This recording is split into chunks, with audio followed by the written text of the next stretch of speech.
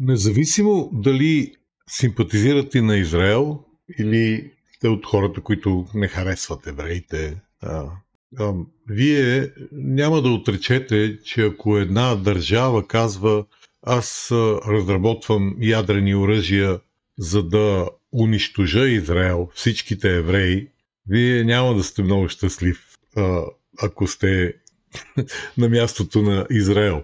Въпросът, който днес ще обсъдя, е как стана възможно. Първо, то стана възможно заради идването на Доналд Тръмп на власт, тъй като той още от първия си мандат налага санкции и се опитва да предотврати унищожаването на Израел. Нека все пак да припомним, че човека, който неговите опоненти от американската левица наричат фашист, е, по думите на израелския министър-председател, най-добрият приятел на Израел, който някога е обитавал Белия дом. Цяла още поредица от събития доведоха до това, което се случва днес. Една атака, която е много странна, интелигентна симбиоза между разузнавателни. Не случайно се казва, че операцията е на Мосад и на израелските въоръжени сили, тъй като разузнавателната част е поне половината от атаката. Те са били подведени военното ръководство, генералния щаб, да се съберат на определено място, където евреите са ги чакали. Попадения в домовете на определени хора. Това е по-малко военна или много модерна военна операция и повече, както казах, разузнавателна. Но погледнете само. Паднаха едно по ефекта на доминото всичките проксита на Иран. Падна Хамас в Газа, падна Хезбола в Ливан, хутите и след това падна и сирийския режим на Асад. Това стана в една мащабна, беше предхождано и съпровождано от мащабна дипломатична активност на Съединените щати, и в която те въвлякоха и Турция, и петролните кралства. Триумфалното посещение на Тръмп там само преди 2-3 седмици подписа присъдата на Иран. Аз наистина мога да разбера защо иранското ръководство не отчете какво се случва. Те трябваше да приемат неговата мирна сделка и още не е безкрайно късно, при която ще се махнат всички санкции. Те могат да търгуват с целия свят, да си продават петрола и да станат много богата държава. Просто няма да имат ядрено оръжие. А на Иран никой не ги заплашва тях. Те се заплаха за Израел конкретно, но и не само.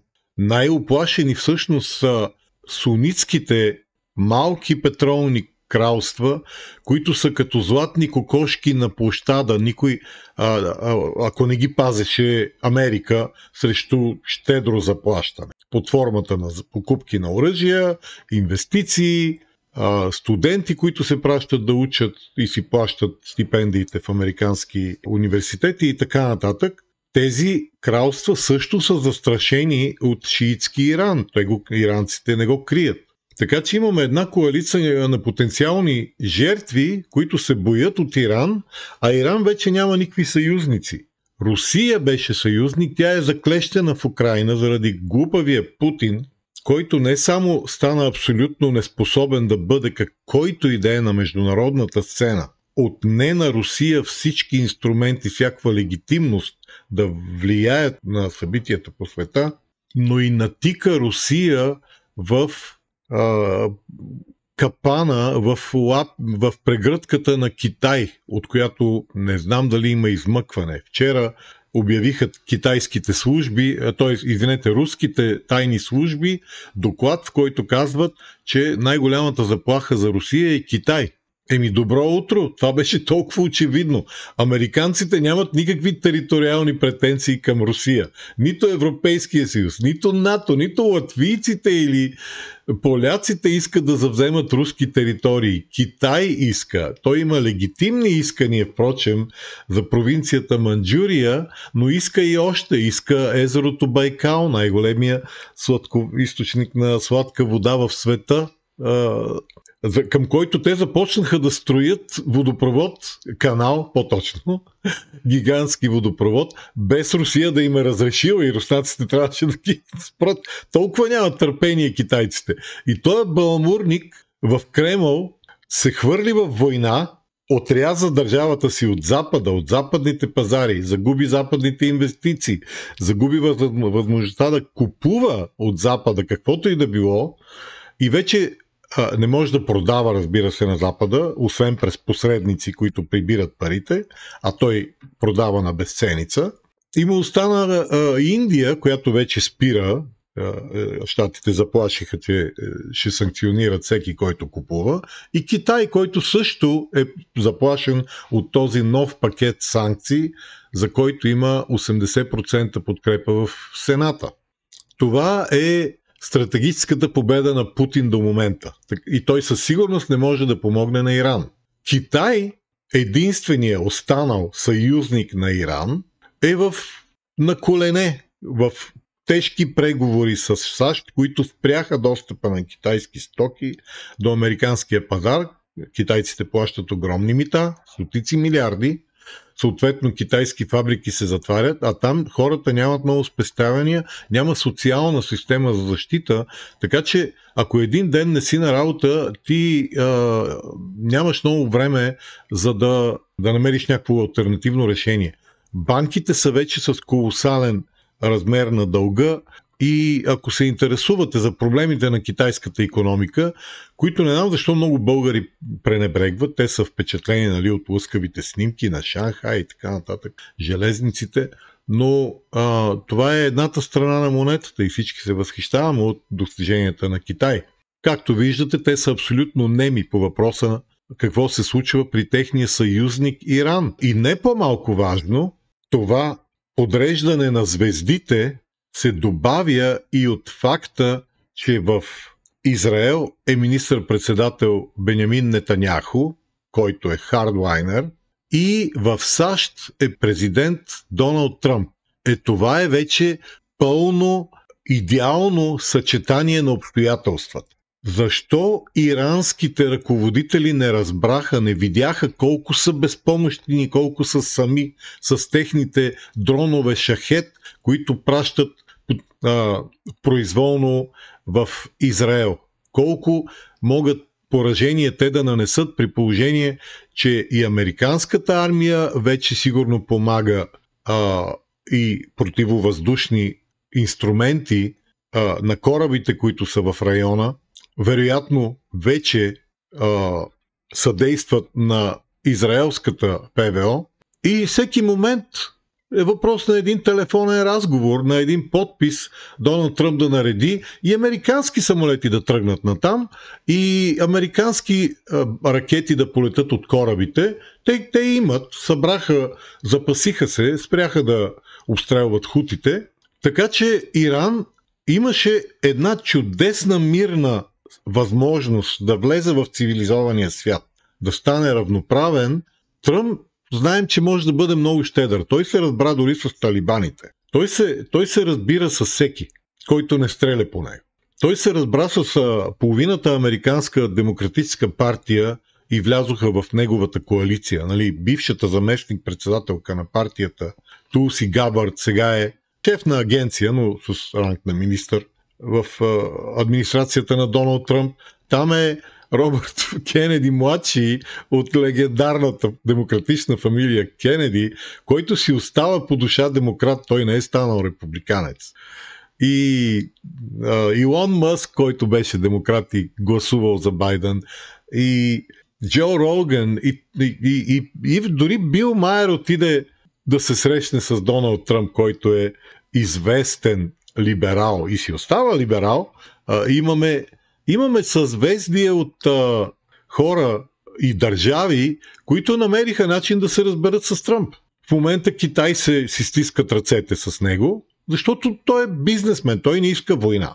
Иранската върхушка е толкова заслепена, те толкова много искат да унищожат Израел, че са готови да поемат риска тяхната държава да бъде унищожена от една сила и от едно зло, на което те не могат да противостоят. Единственият шанс в момента би бил, ако те някакси са натоварили някакъв ядрен заряд на някакъв камион и са го пуснали през пустинята и евреите, и той премине там през всичките държави, които ги делят от Израел и територии, и през израелските гранични пунктове и влезе някъде или поне близо до Израел и там го активират това ядрено нещо и направят пакости, нанесат поражения на Израел, което дори да се случи, само означава, че те ще бъдат абсолютно анихилирани срещу някакви щети за Израел, неизвестно как. И това в един много такъв, аз се опитвам екстремно да мисля, защото тяхното поведение не е рационално. Това съчетание от фактори вещае загуба много бърза не само на Иран като държава, а на иранската върхушка. Ако те бързо не отстъпят, евреите няма да спрат. Те ще продължат и ще продължат да бомбардират и да поразяват личности, бази, въоръжение, докато тая държава стане абсолютно изпразнена. Това не е война, която Иран може да спечели. Говори човек, който всъщност аз харесвам и за Иран. Доналд Тръмп ги харесва, чувал съм го да казва, и то не е само дипломация. Иранците това са персийци.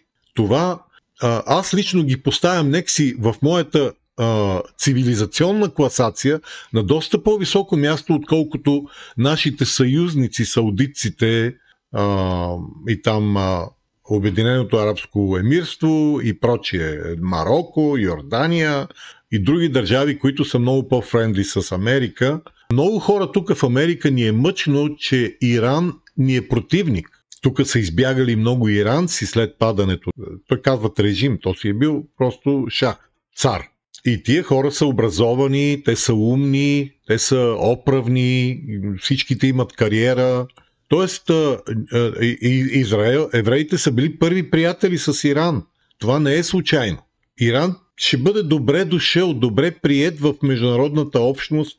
Няма нужда да се лишават от исляма, да си клякат, да си лягат, да се кланят на който искат. Света направи вече една грешка с Северна Корея и то не е погрешка, то просто нямаше как тях да ги елиминират техните опити за създаване на ядрено оръжие, защото първо те имат батареи, които са, мисля, 5000 оръдия, насочени срещу Сеул, който е на 80 км. Един град с много милиони хора. И никой не може да поеме риска няколко стотин хиляди от тях да бъдат унищожени в някакъв последен изригване преди севернокорейския диктатор там.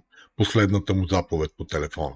И защото Китай е за тях. Всъщност това е по-голямата причина. Светът не би допуснал фанатичен религиозен режим с ядрени оръжия. Така че няма как да им се получи. Те имат само един път. И Доналд Тръмп им посла този път като в игрите, с хубави златни кюлчета, почнат да продават техните гигантски резерви от петрол и газ, те ще станат, те ще забогатеят, ще станат като Саудитска Арабия и прочее и ще просперират. Така че това е най-вероятният сценарий, ако се питаме какво следва. Ако има там нормални хора, надявам се да има. Надявам се, персийското, умното в един момент да проговори, да не са такива фанатици. И да седнат пак на масата, колкото и да не... Сега вече е много по-конфузно.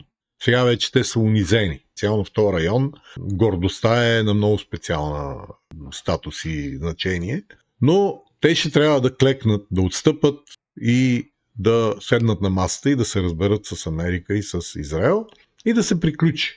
От друга страна, ние хората действаме нормално, само когато изчерпим всички други варианти. Може и така да стане и тогава те да сърбат още много каша и много глупави загуби да претърпят, да падне целият режим и ще дойде друго правителство на власт. Не знам дали са готови на такъв риск хората, които в момента в Техеран.